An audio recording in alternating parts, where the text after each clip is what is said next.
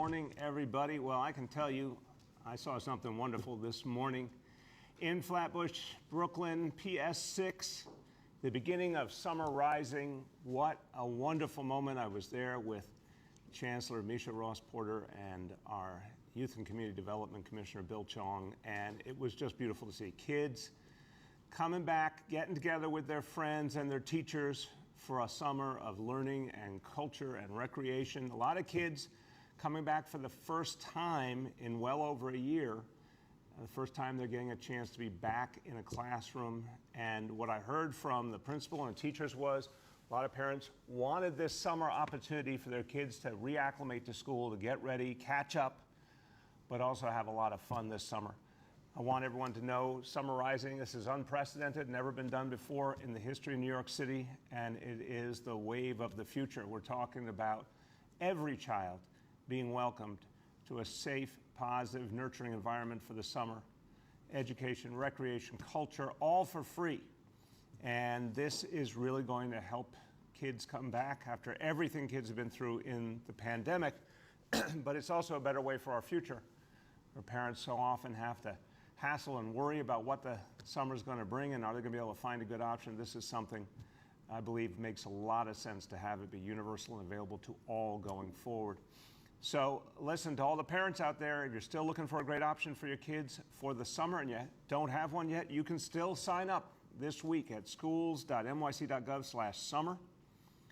Every parent should know this is there for you and your child, and this is how we build a recovery for all of us, helping every child, every family come back strong. All right, now, just want to offer a special thank you to everyone at PS6. What a great, great community they have there, and thank you to the principal and the staff who welcomed us.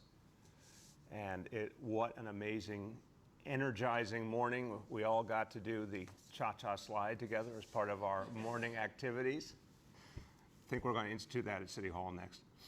Okay, now, speaking of summer rising, we do have another thing rising, that's the heat. So a heat advisory today beginning at 11 a.m. So cooling centers are now up and running. The heat this week looks like it will be less intense than last week, thank God, for a shorter period of time. And we expect cooler evenings. So we're taking this seriously, but it does look noticeably better than what we experienced last week, and that's a good thing. So everyone, if you do need one of those cooling centers, you can call 311, and they will be available for you. Okay, now, talked a moment ago about recovery for all of us, a recovery for all of us in every neighborhood, every part of the city. The recovery itself is going to make this city better in so many ways, bringing back jobs, bringing back the life and vitality of the city, and the recovery itself is going to make us safer. But we also know that public safety is crucial to the recovery. So we are working on all fronts to bring this city back, and we know we've all been through so much, and this has happened all over this country. The horrible perfect storm of COVID caused so many problems and ills in our society, and we lost so many people. And on top of that, it unleashed a wave of violence all over the nation, in blue states and red states alike. All over, we've seen the same problems.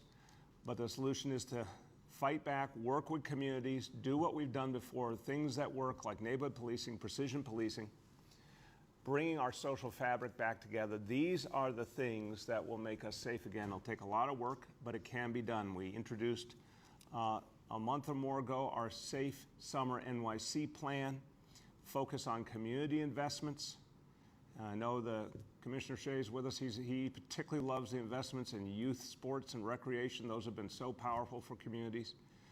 Making sure we have our cops where we need them, precision policing, reopening our courts, bringing them back strong, which is making a huge difference because finally we see the criminal justice system functioning and consequences for folks who have done the wrong thing. So a lot of progress, but a lot more we have to do. Now we want to show you some perspective here with this chart because we've been through tough times before in this city. Go back to the 70s, 80s, 90s, we saw tremendous challenges with violent crime. But this chart is a reminder of the ability of the city to fight back. Huge decline we saw in the 90s. We pushed that down further in the course of this last decade. Now we saw the pandemic take us in the wrong direction, but we're going to turn it around again.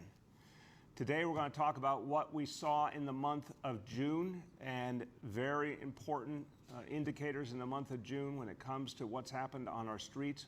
Look, we have a long way to go, but we saw some real progress. We saw some change in the month of June, particularly in two crucial categories, shootings and murder, and that speaks volumes to the impact of the work of the NYPD working with communities, but also the impact of the recovery itself. All these pieces are starting to work together. So comparing June of 2021 to June of 2020, shootings down almost 20%, number of victims down over 26%, murders down 23%.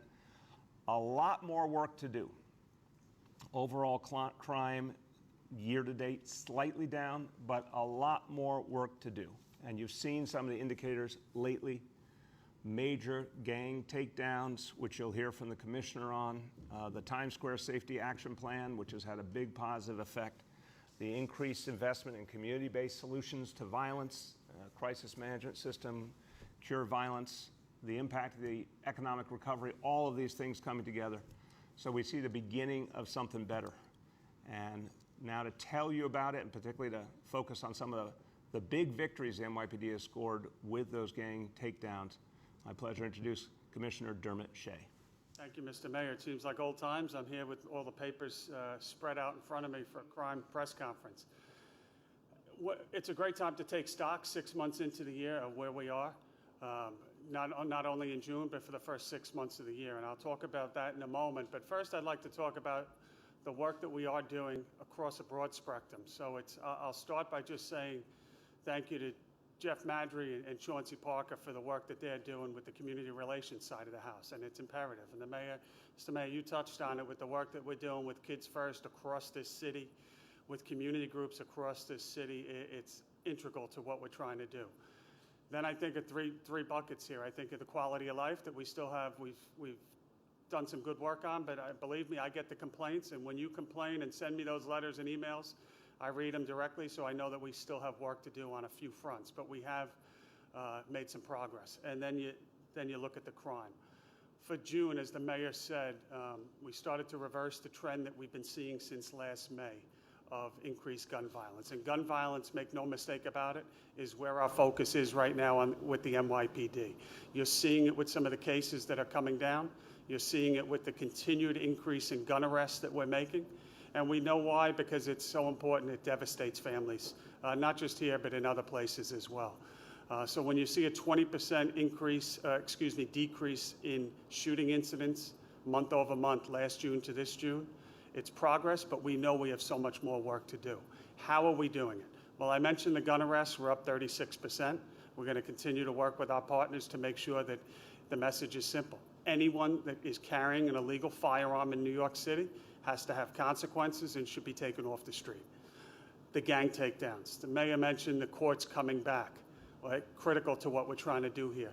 Just in the last 60 days, I'll highlight some of the work for you. We've taken down many, many cases, and you can't do it alone, so we rely on our partners at the state and federal level. We rely on our partners in different prosecutorial offices across the city. But in the last 60 days, 7 critical cases have come down. Those 7 cases resulted in 94 individuals, and these are the worst of the worst.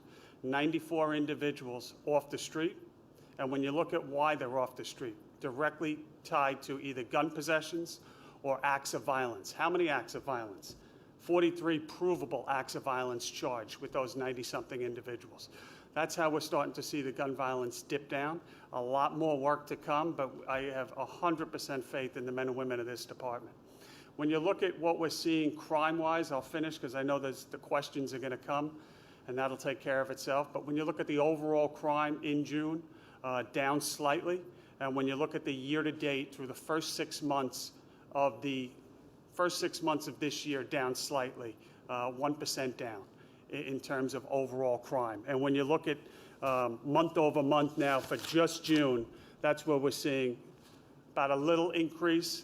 Where are we seeing the increase? We're seeing the increase in stolen cars, slight increase in robberies, so we know we still have some work to do. But Mr. Mayor, I know I'm going to get all the questions.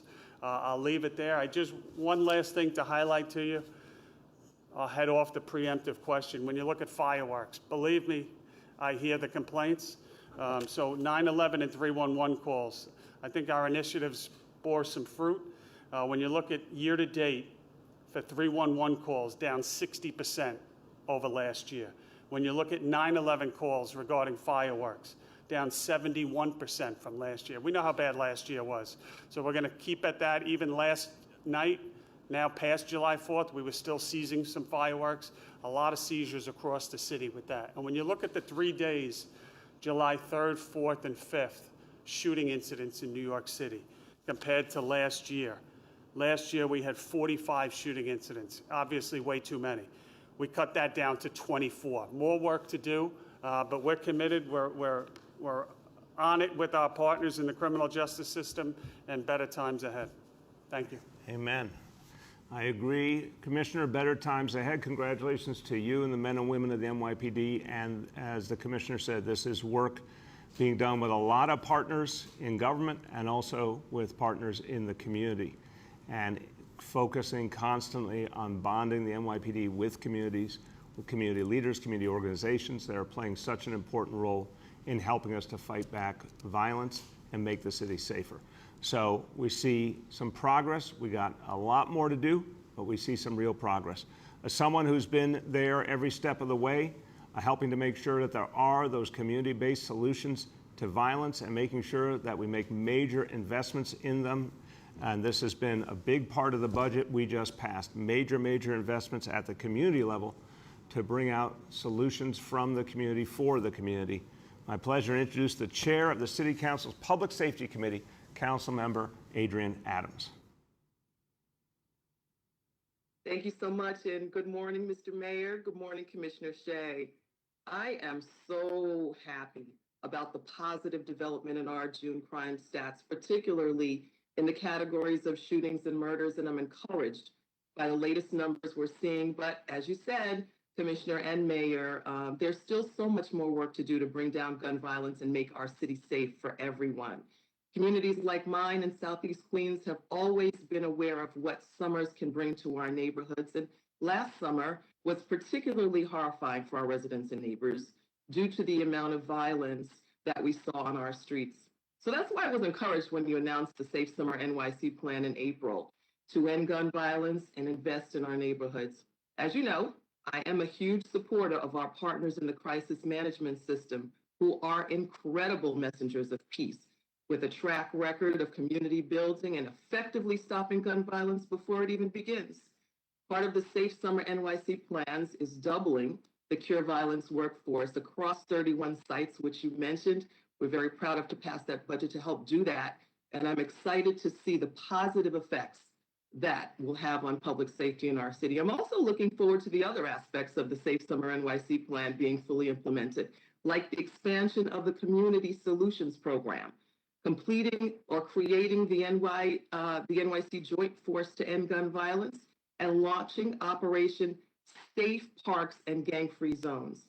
All of these strategies coming together, whether it's targeting gang violence that has put our communities in harm's way, or preventing illegal guns from coming to New York in the first place, it's going to go a long way to keeping our streets safe this summer and beyond. So it goes without saying that we need public safety if our cities to rebound from the COVID-19 pandemic.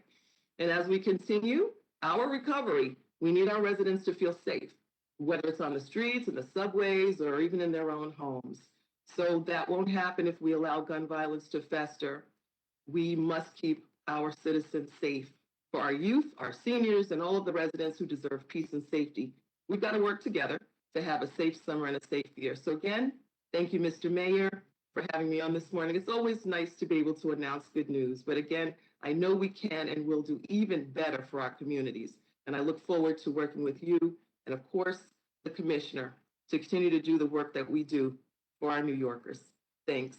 Thank you so much, Councilmember, and congratulations. This budget that was just passed, and you were a key leader in this effort, really makes profound investments at the community level. It's going to make a big difference this summer and beyond. But also congratulations because of the next thing I'm going to talk about, which is summer youth employment. Everyone, the City Council really has championed the needs of our young people in summer. and recognized how important it is to give kids hope, give them a sense of their own potential and possibility.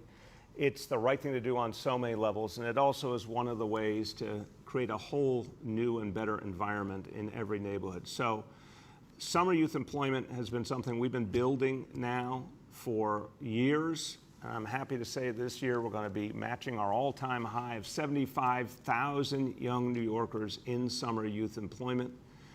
It's such a good thing for our young people, and it gives them a real chance to find out what their futures are going to be about.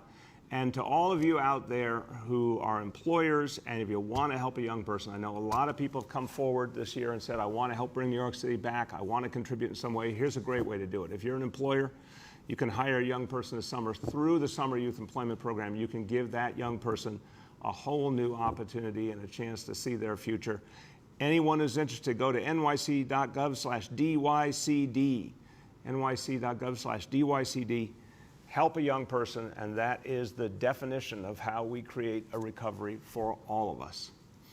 All right, now, talk about the recovery. The reason we've gotten this far, the reason we continue to move forward, vaccinations, and really happy to say New Yorkers continue to get vaccinated. The numbers continue to go up. We're almost to 9.5 million doses, really an unimaginable figure when you think about where we started.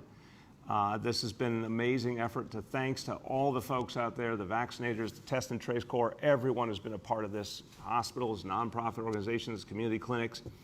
As of today, 9,497,464 doses given in New York City, and we want that number to keep going up. So we have incredible contests continuing. We've got $2,500 winners coming this week. We've got the new community-based referral effort for community organizations, a referral bonus so they can bring money back into their own communities while helping people get vaccinated. And in-home vaccination. Anyone who needs vaccination brought right to their doorstep. We're doing that now, and it works. All of these steps are going to take us forward. Now, we've got a lot to appreciate because we're well underway in our recovery. We've got a lot to celebrate, and we've got a lot of people to celebrate. So tomorrow, major, major celebration of our hometown heroes, the healthcare heroes, who a year ago and more saw us through this crisis in the toughest of times. They deserve all the praise we can give them, and they deserve a march down the Canyon of Heroes because it's something that is reserved for the greatest folks in history. Well, here are some of the folks who made history in New York City's toughest hour. Our healthcare heroes, our first responders, our essential workers, our educators. We're celebrating all of them. So many different types of New Yorkers who were there for us in that incredibly tough moment. They saw us through. Thousands will be marching and on the floats. We want to welcome all New Yorkers to come be a part of it and celebrate our heroes. Kickoff 11 a.m. at Battery Park and coming right up Broadway through the Canyon Heroes.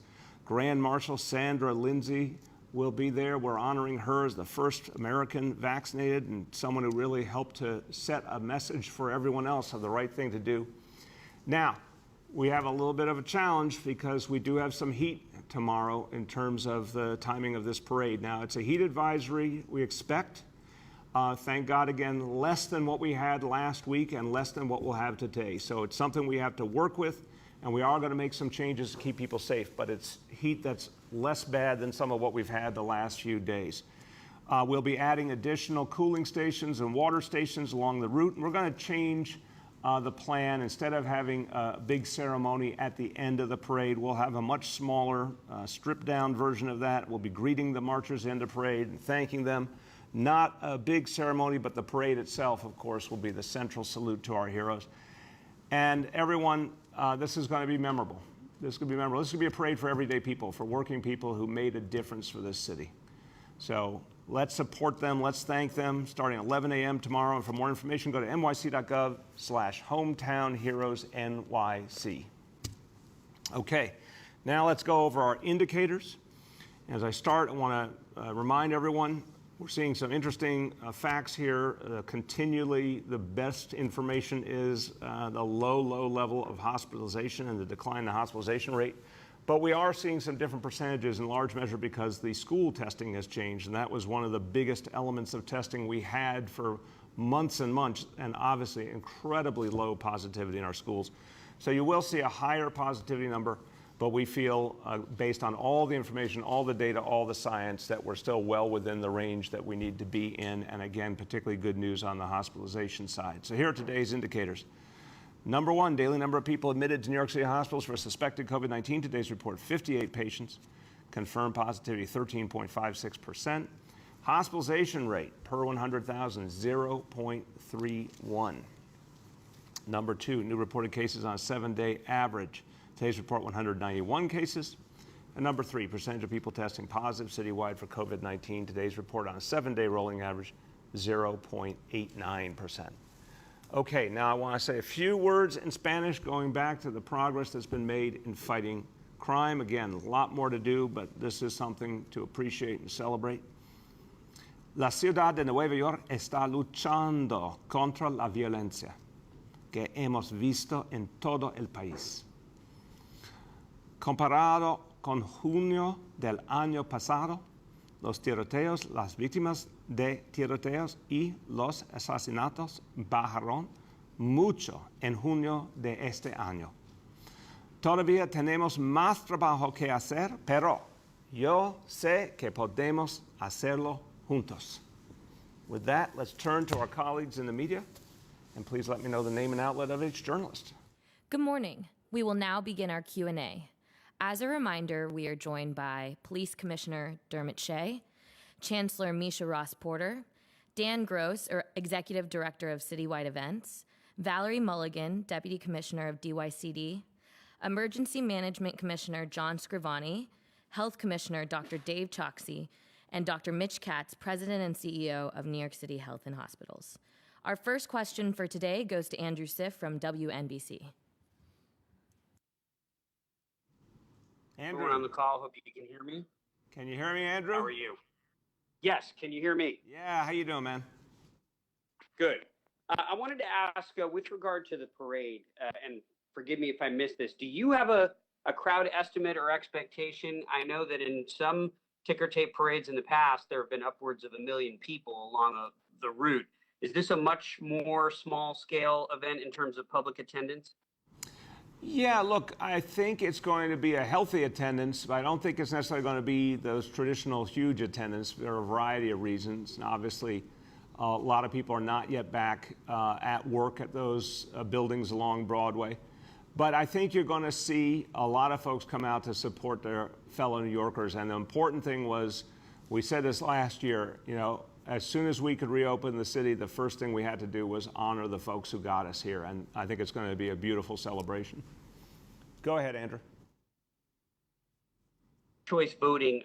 Your assessment after the first night results were reported was in line with what a lot of political experts said, which was as long as the first place leader had a margin of 5 or higher or 8 or higher, the ranked choice tabulations typically and historically didn't really matter that much. Well, then we saw the results last week, and obviously that's not the case anymore here. Regardless of what happens later today and later this week with the results, what did you and some of the other experts not see in this case? Look, first of all, for a lot of us, we're getting used to this. And I do think it's important, Andrew, to say, I expect that most of July will transpire before we are 100% settled here with all the various elements of the process and the certification, and if there's any legal actions, things like that. We'll know, I believe at some point in July, once and for all, finally, who the Democratic nominee is.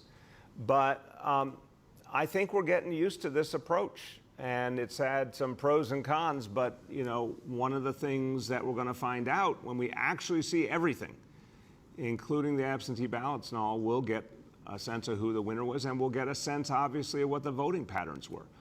I want to see, did people use their ballots to the fullest? This is the question for me. The ballots being fully utilized, numbers 1 to 5, really empowering voters versus the concern I've had all along that maybe a substantial number of voters would only put their first place choice and not do anything more and waste their vote. So we need to get that whole analysis to understand fully what happened here and what we need to do about it for the future.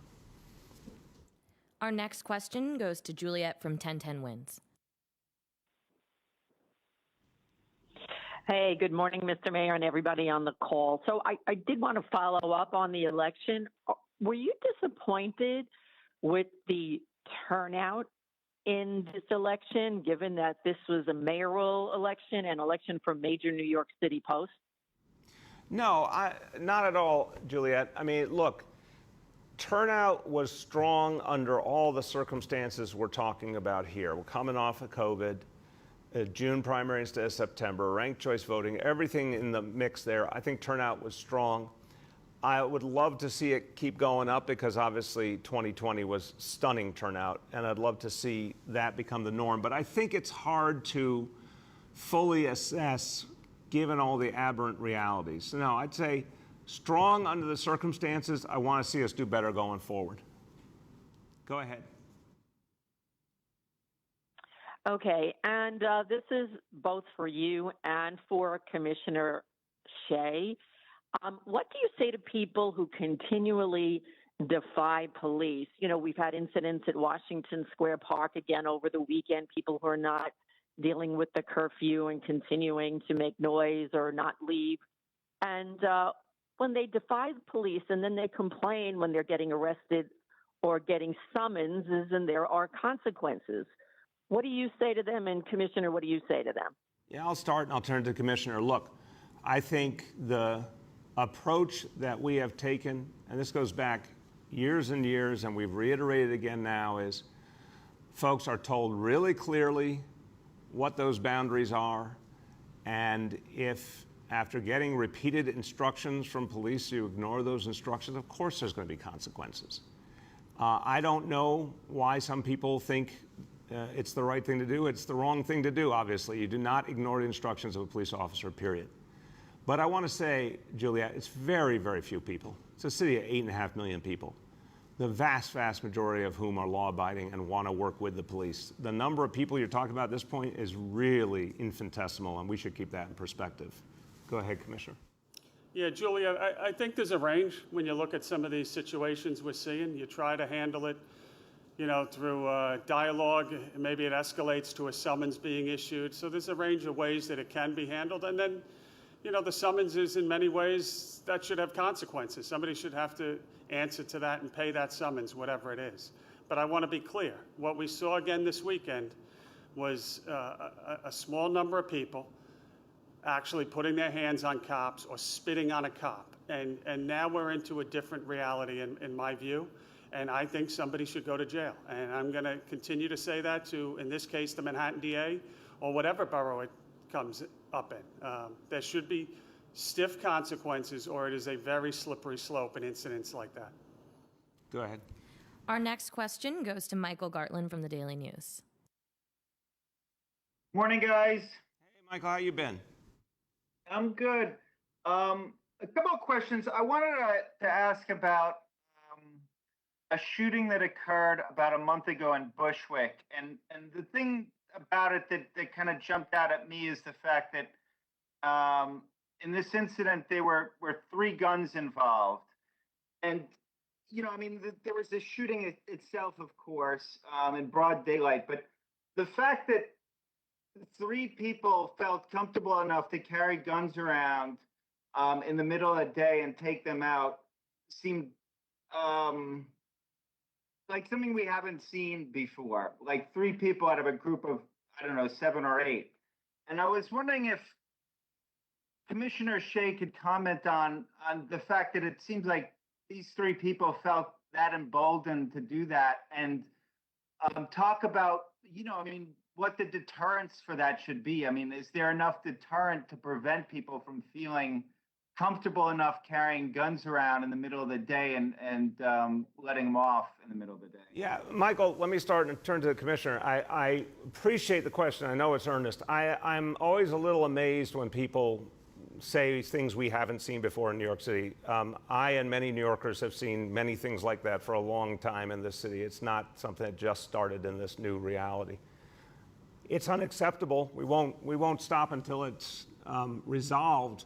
But we went through hell this last year. We went through a perfect storm that brought out some things.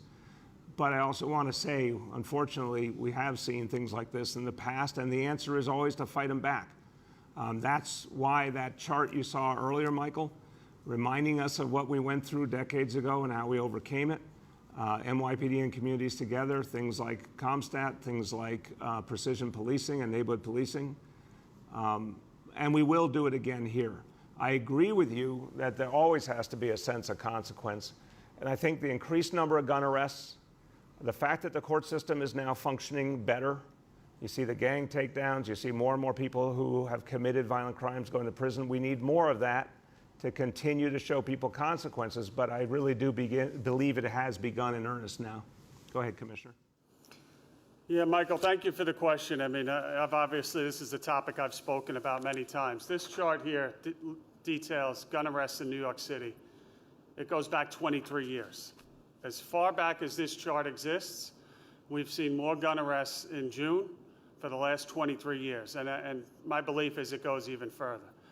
For the first 6 months of this year, we've made more gun arrests than at least the last 23 years. So to your point, we are seeing more guns on the street. We've made tactical assignments of personnel, whether it's upstaffing at the end of last year into the beginning of this year, our gun violence suppression division. That's how you see these cases come down, targeting the worst of the worst. We also have, obviously, officers out in the right spots, deployed intelligently, operating constitutionally, and making on body camera arrest after arrest after arrest of individuals with illegal firearms. This will change when you start to see consequences. I was at Nathan's this past weekend, as was the mayor. I'm still scarred for life, watching 76 hot dogs be eaten. But you had a large crowd of people, and we have not figured out how to do trials or speed the trials up or move that process along quicker over the last 18 months. The Mets beat up on the Yankees this week at Yankee Stadium, and we had a packed house. We need to move the courts quicker, particularly, and send a message regarding individuals that carry guns. And I would ask how many people have been convicted of an illegal firearm possession in the last 18, 24 months that wound up with them being sentenced to prison. And then you're going to see why criminals feel there's no consequences. Go ahead, Michael. Thanks for that. The other question I want to ask, and excuse me if you hear my daughter singing happy birthday to herself in the background.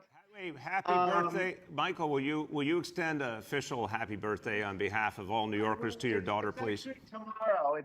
It's tomorrow. So, we're ramping up here. I wanted to ask you, when you were elected in 2013, there was, discussion about, is there a mandate? There's a plurality, not a majority vote. There was that kind of discussion back then. And with ranked choice, we're seeing, what is now a pretty thin margin. And for whoever emerges victorious here, I was wondering if you could talk about kind of the challenges that go along with that. I don't know if you kind of agree with my assessment. You might not, but there are going to be some challenges, I think, for whoever wins because of how close things are. And I was wondering if you could talk about that and maybe talk about what some of those challenges might be if you kind of agree with the premise there. Well, I don't actually, Michael. In my case, in the primary it was 41% in 2013, and in the general it was 73%. I don't know how you get more of a mandate than that. I found that whole discussion very strange back then. I've been watching elections for a long time. The folks who choose to vote are the stakeholders. And when they make a decision, they make a decision, period. The bigger the margin, the better in terms of clarity, but it does not matter. If it's one vote difference, the people still decided. So I would put that aside. I'd say the next mayor will, by definition, have a mandate. They will have gone through a really rigorous selection process, and prevailed over a lot of other, talented candidates, they will be the mayor. They will have the mandate, period. Now, they need to, of course, work with everyone and, continue to build a sense of as much consensus as possible in the city, particularly as we're recovering. But I find it not accurate to say that a mandate isn't a mandate when it's clear there's been an extremely, careful, exhaustive process and someone's the winner, period. Our next question goes to Katie Honan from the Wall Street Journal. Hey, good morning, Mayor de Blasio. How are you? Good, Katie. How you doing? I'm good. I have a question and about tomorrow's parade. Is there any specific reason why it was held July? I know hot weather in July, it's not really a big surprise, and this isn't tied to a championship or anything. So considering the heat and how it will affect, I think the essential workers probably deserve a huge crowd and a long ceremony. Is there a specific reason why it was July and not later on in the year where? Absolutely. It was about us reopening, and we said it was going to be one of the first things we did. Happened to be July.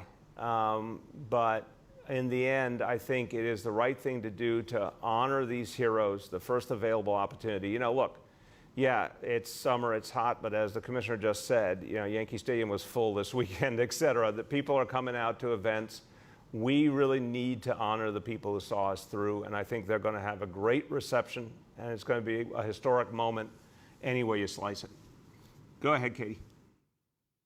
Thanks. And my second question is, speaking of the heat, I had read a story, I believe in the Post and a few other places wrote about what's seen as a lifeguard shortage at city beaches. Fewer, I think a couple hundred fewer than they usually have. And then even what's been popular or what's been seemingly every year in Rockaway Beach, where there seems to be different staffed guards at various beaches. Perhaps it's issues with the union. I just wanted to get your take on if there is a lifeguard shortage and if there's a concern because the beaches have been particularly busy. No, the beaches are safe. There's a national lifeguard shortage. That's a true statement. New York City's done better than most parts of the country, and we have the lifeguards we need for the essential work, which is keeping the beaches and pools safe and having coverage during the hours when they're formally open. We didn't get to do some of the extra programming we would normally do, but we definitely had the core we needed. In fact, we're adding more lifeguards as each week progresses, as people get trained and they come on duty. So, no, I'm very comfortable that they're safe, and we're going to keep hiring people now and build up for the future. Our next question goes to Kristen from the Staten Island Advance. Good morning, Mr. Mayor. How are you today? I'm doing well, Kristen. How you been? I'm okay. Little rough day today, not gonna lie. First day back from vacation, so. You're loud, Kristen. Tough. You're loud. Sorry about that. So I have two questions about cooling centers. We got a few questions actually from some Staten Islanders wondering if pets are allowed at the cooling centers. I checked the city's website and I can't find anything that says yes or no. All right. Let me turn to Commissioner Scrivani, and he's pretty new on the job. Let's see if he knows this one, because I actually can't formally answer that question. So our Emergency Management Commissioner, John Scrivani, what do you say? So, Mr. Mayor, you are right. I do not know the answer to that, and I will get that answer immediately and get it back to Kristen and get it on 311 so we have it available. And on the website. Kristen, you've done us a public service.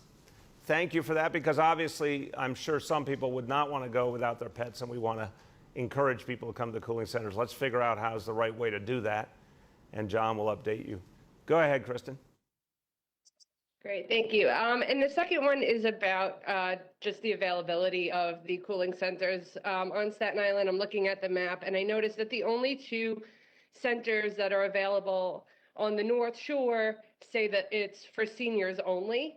And the next nearest one is way out in the mid-island of Staten Island. And is there any plan to maybe add more or open one that's available to everybody and not just seniors who are looking to cool off? Yeah, I'll turn to John, but just say that's a very fair question. I mean, obviously, our particular concern is for seniors. There's been, real vulnerability there. That's what we're trying to address first and foremost. But we want to make sure everyone is accommodated. And we will have more centers coming online as library branches are opening up, senior centers opening up, more opportunities for folks. So that's going to keep building. John, you want to speak to the build out and how we're going to be able to accommodate folks who are not seniors? Yes, sir. Yeah, as the mayor mentioned, we are adding centers every day. We were adding additional last night as the partners came online. There are libraries that folks can go to that are open to everyone, and I believe all the libraries will be coming online very soon.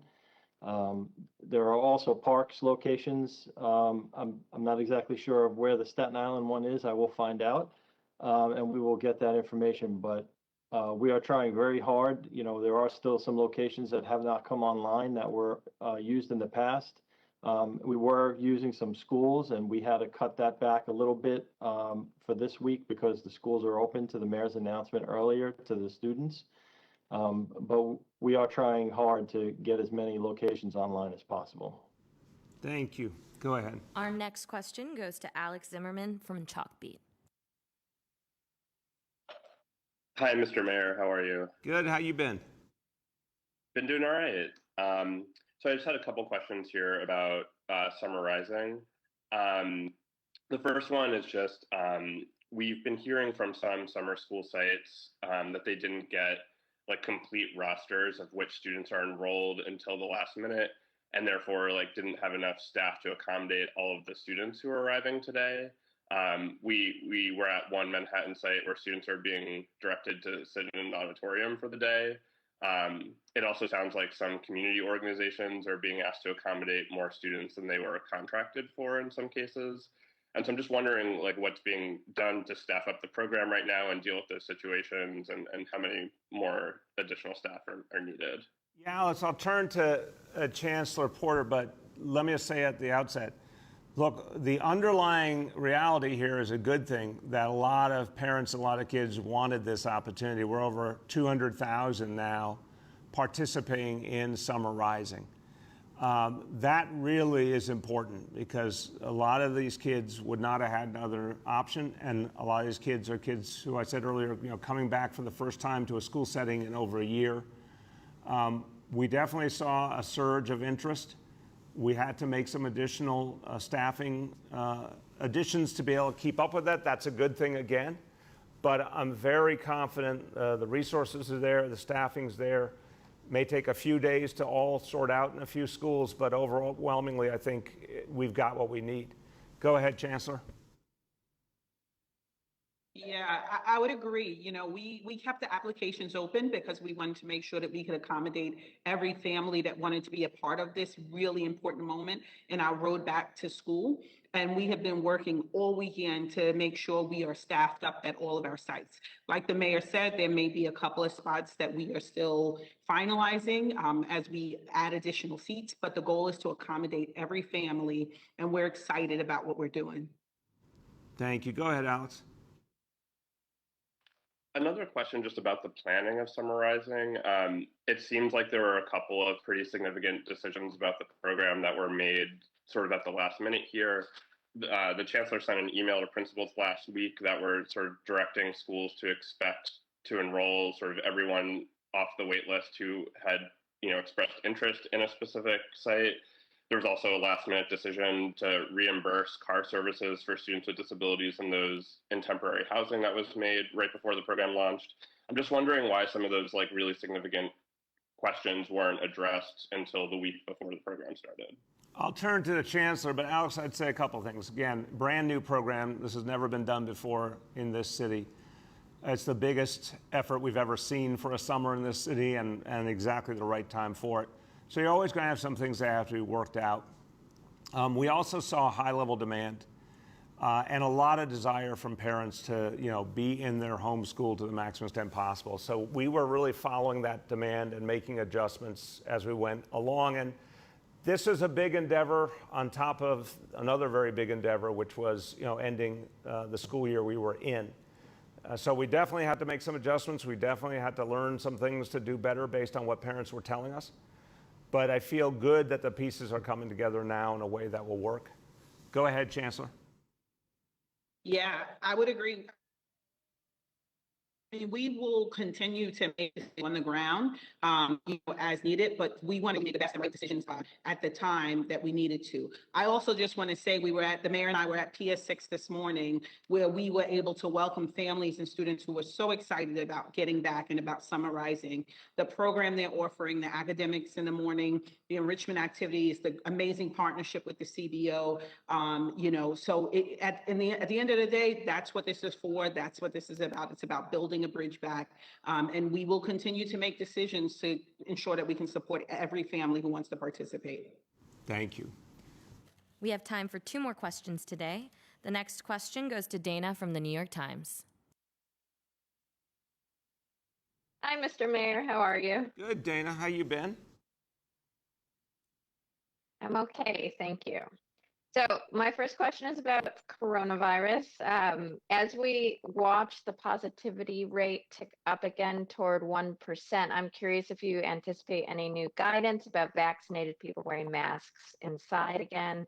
And relatedly, I'm wondering if Dr. Katz can tell us what percentage of the new cases are breakthrough cases in vaccinated people.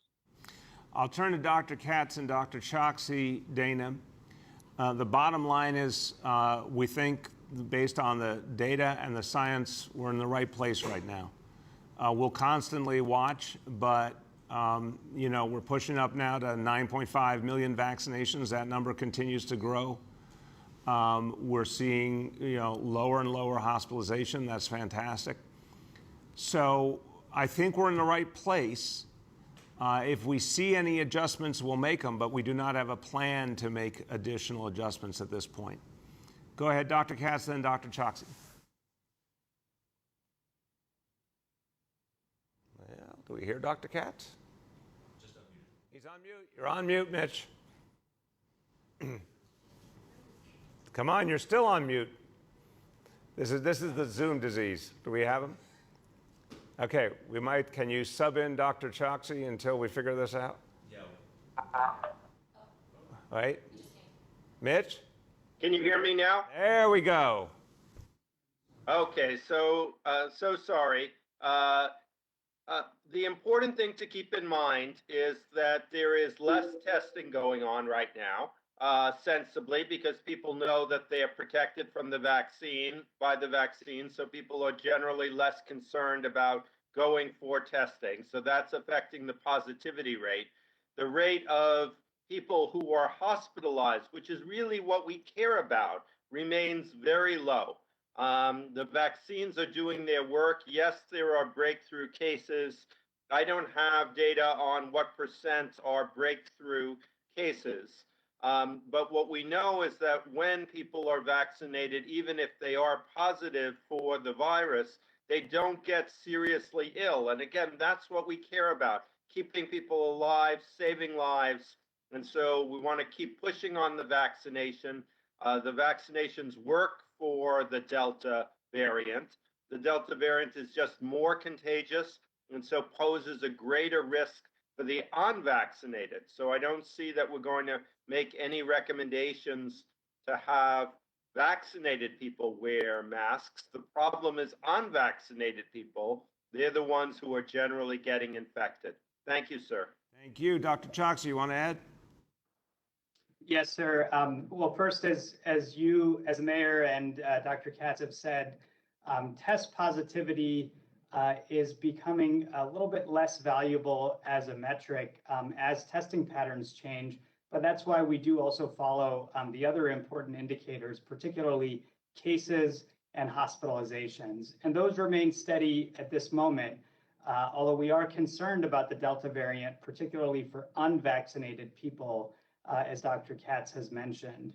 With respect to what we're seeing with respect to cases and hospitalizations among unvaccinated versus vaccinated people, the pattern is very clear. For both cases and hospitalizations, the vast majority of those are occurring in people who are not yet fully vaccinated. And that's why you've heard the emphasis from us both today as well as in previous weeks that the single most important thing that we can do to protect individuals as well as for the city as a whole is to get as many people vaccinated as quickly as possible. Thank you very much. Go ahead, Dana. Thank you. And if Commissioner Shea is still on the line, I have a question for him. Sitting right next to which me, is so it's even better than on the line. He's sitting here. Oh, yeah, even better. I forgot about that. So the police have said that gangs play a big role in gun violence, but the gang takedowns so far involve relatively few crimes, 43 when there were 1,600 shootings last year. So can you give us some numbers on gang shootings and murders over the last 18 months and why you think this takedown strategy is effective? And also just how the pandemic and conversation around policing is affecting your approach? A lot of questions. You snuck 3 questions into one. On the gang issue, it's been consistent in, I'll go back to our time together the last 8 years for sure, and probably longer than that. The gangs are the focus. When you look at the shootings that we have, we attribute easily, roughly half of the shootings to gang related, and the number is higher. And I feel very confident in saying that. It's a matter, though, of sometimes you're dealing with individuals that don't cooperate. You're dealing with not knowing who the true target is. You're dealing with a lot of variables. But rest assured, gang-related is the majority of our shootings. We don't see it as high in homicides. There you get into a lot of different factors at times. Domestic in nature, spur-of-the-moment disputes that sometimes end horribly. It is a factor in homicides, but not as high as we see in the shootings. Regarding the 43 acts of violence, I think it's important to note there, that's what we're proving. That's what we're charging. The number is much higher. And again, this is at the heart of precision policing, what we put into place a number of years ago, with that core concept, which is a fact, that it's a small number of people, whether you're talking burglaries, robberies, recidivism, stealing cars, or unfortunately with gunplay. It's a small number of people that can do an awful lot of damage to communities, and we see it over and over again. So when we choose these cases and work with our partners in the criminal justice system to make these tough decisions, who do we go after? It is with that in mind, and we pick very carefully. That's why when you see some of these cases, I didn't read the numbers to you, but one case is 19 subjects, one is 21, one is 8, one is 4, one is 17. They're not the cases you used to see of 50, 100 people. It's small, concentrated on the people doing the most. And although we're charging 43 acts of violence, believe me, these individuals do not walk out of their house to the earlier call without a firearm, being readily accessible, whether it's in the car or stashed nearby. I'm not saying anything that the people that live on the block don't know. And this is why it is so important to get these worst of the worst off the streets. To the pandemic question, Lord, we could spend hours on that, and I know the mayor has other things to talk about. That is a true statement. Okay, go ahead. Our last question for today goes to Nolan from the New York Post. Good morning, everybody. Good morning, Nolan. How you doing? I'm all right, Mr. Mayor. I'm all right. I'd like to start off with a couple of clarification questions, if I might.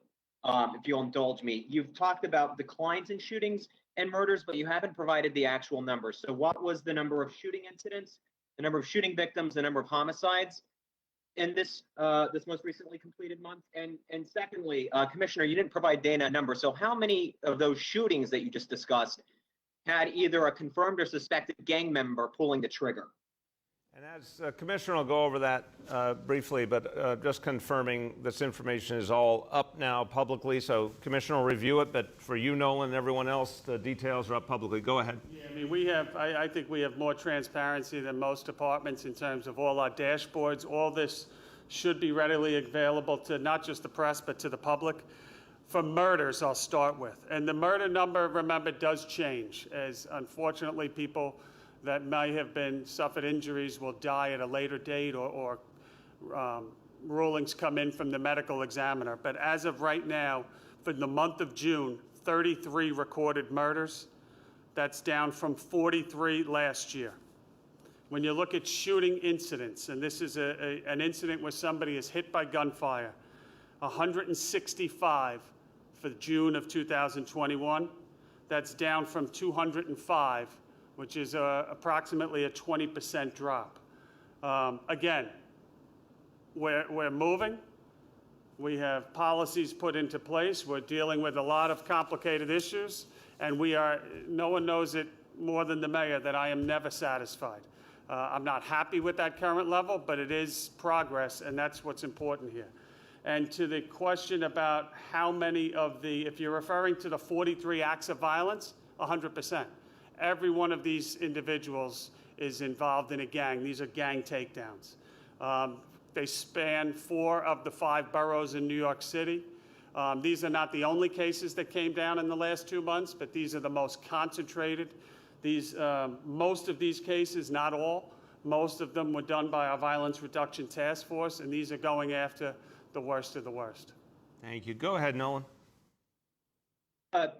All right, sorry. I think there was a bit of confusion there. I was asking about the broader number of shootings. How many of those have you tied back to someone who is either suspected or confirmed of having gang affiliation? But I do have another question I'd like to ask, and you brought the former chief of the department, Terry Monahan, over to City Hall. He's employed by the Economic Development Corporation. He's also gotten to keep his to claim his police department pension. So he's making, give or take, $200,000 a year more now than he was making at the PD. And I'm wondering, what are the taxpayers getting for that extra $200,000 a year? Well, a pension's a pension. It's not salary. He had that pension coming due to him either way.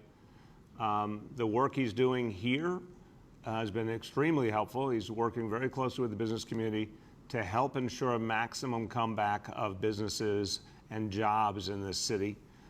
It's been very, very valuable in terms of making sure we're responding to the concerns of businesses, helping them get going, addressing their security concerns. I'm very satisfied. This has been important to everything we're doing as part of our recovery. So what we're seeing now, thank God, is an increasingly strong economy. We're seeing jobs come back in this city. We're seeing businesses come back more intensely. We have our new Quick Start approach to help them come back more quickly. These are all things we need to do as part of our recovery.